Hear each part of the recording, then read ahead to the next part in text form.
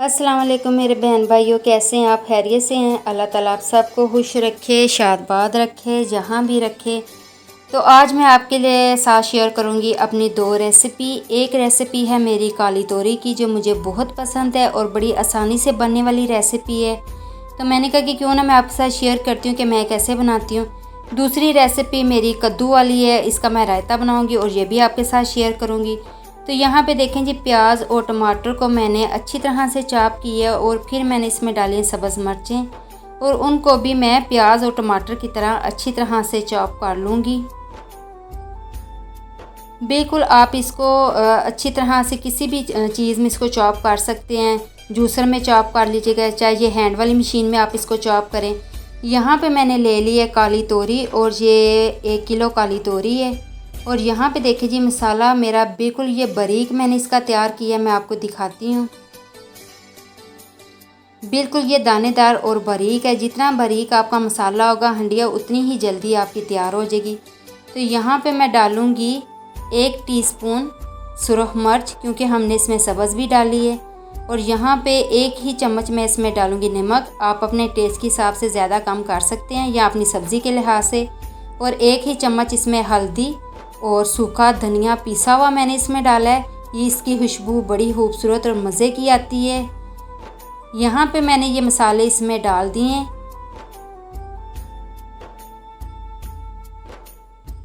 यहाँ लास्ट में मैं इसमें डालूँगी दही। अच्छा, दही मैंने इसमें डाले हैं 3 से 4 चम्मच हैं। आप इसमें 2 भी कर सकते हैं या इससे ज़्यादा भी कर सकते हैं। अब जितना दही डालेंगे खाने का उतना ही टेस्ट आएगा और हंडिया का कलर भी थोड़ा सा खूबसूरत सा कलर आएगा, वाइट सा कलर आएगा। तो यहाँ पे देखें जी, काली तोरी का मैंने छिलका उतार लिया और इसके मैं मोटे मोटे पीस करूँगी। आप चाहें तो इसके बारीक भी कर सकते हैं, लेकिन मैं इसके मोटे मोटे पीस करूँगी। ये मैं आपको एक चेक करा देती हूँ। ये मैंने इतने मोटे किए हैं। वहाँ मैंने अपनी सब्ज़ी की कटिंग कर ली है। यहाँ पे मैंने 2 चम्मच इसमें घी का डाला है और साथ ही मैं इसमें ये सारे मसाले इकट्ठे ही मैं इसमें डाल दूँगी, जिसमें नमक मिर्च सारा कुछ, सूखा धनिया सब कुछ मैंने इसमें मिक्स कर दिया था। वो सारा मैं एकदम ही इसमें डाल दूँगी और इसमें अच्छी तरह से मिक्स करूँगी। मसाले को जितना भूनेंगे उतना ही इसका टेस्ट आएगा और इसकी खुशबू भी इतनी ही आएगी जितना आप इसको भूनेंगे। तो जैसे ही इसका घी ऊपर आएगा तो हमारा मसाला बिल्कुल तैयार हो जाएगा। तो हम इसमें डालेंगे फिर सब्ज़ी। तो यहाँ पे देखिए जी, मसाला भूनते हुए मैंने अपने कद्दू को कद्दूकश कर लिया है। देखिए कितना प्यारा उसको मैंने क्रश किया है।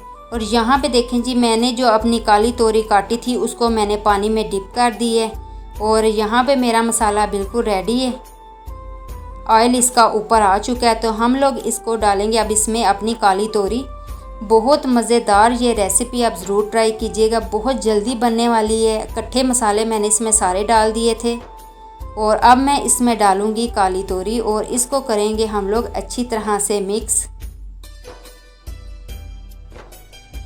जब आप इसको अच्छी तरह से मिक्स करेंगे, काली तोरी हंडिया के बीच में डाल देंगे, तो आपने इसकी आंच बिल्कुल हल्की करनी है। जितनी हल्की आप इसकी आंच करेंगे ये अपना पानी खुद ही छोड़ती जाएगी।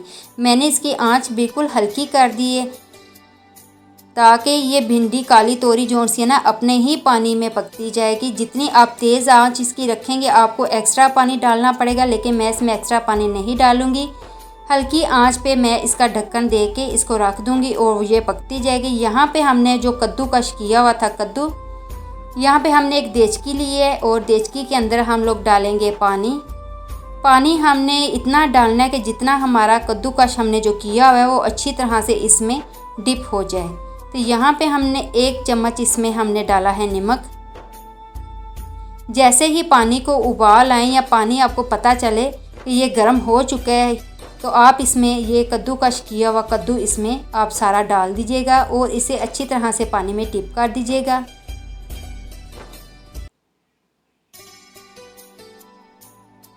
अभी यहाँ इसको उबाल आने दें।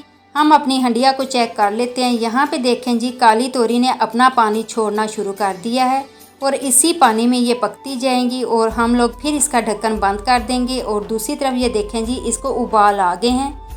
इसका पानी हम एक साइड पे काट लेंगे और कद्दू को हम एक साइड पे काट लेंगे, सारा उसका जो कद्दूकश किया हुआ है। बिल्कुल ये नरम हो चुके हैं, छुरी की मदद से हम लोगों ने चेक कर लिए। यहाँ पे देखें जी, हमने अपने कद्दू को जो क्रश किया हुआ था उसको अलहदा कर लिया और पानी उसका मैंने स्कैनर से अलहदा कर दिए। पानी मैंने एक बाउल में डाला क्योंकि काफ़ी गर्म था। यहाँ पे इसको ठंडा होने देते हैं और देखते हैं अपनी हंडिया को। तो यहाँ पे देखें जी, हमारा मसाला और हंडिया बिल्कुल तैयार है। जितना बारीक करके आप मसाला हंडिया में डालेंगे उतनी ही जल्दी आपकी हंडिया बनेगी और उतने ही मज़ेदार होगी। यहाँ पे देखें जी, हल्की आंच करने का ये फ़ायदा हुआ है कि वो अपने ही पानी में दम के साथ बनी है। और ये देखें, इसका ऑयल बिल्कुल ऊपर आ गया है। तो मज़ेदार सी हमारी हंडिया बिल्कुल तैयार हो गई है। तो चले फिर इसको हम किसी बाउल में या डोंगे में डालते हैं और आपको दिखाते हैं कि हमारी हंडिया कितने मज़े की बनी है। और इसकी लुक देखें, माशाल्लाह कितनी खूबसूरत आई है। यहाँ पे हम गार्निश के लिए इसके ऊपर धनिया डालेंगे और धनिया की माशाल्लाह बहुत ज़्यादा खूबसूरत उसकी खुशबू और मज़े की होती है। और यहाँ पे हमने सब्ज़ मिर्च साबुत डाली है। तो फिर कैसी लगी मेरी ये रेसिपी?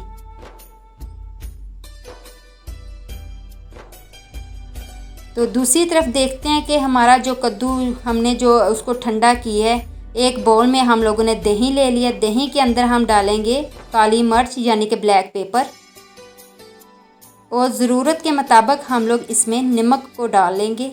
नमक आप अपने टेस्ट के हिसाब से भी डाल सकते हैं।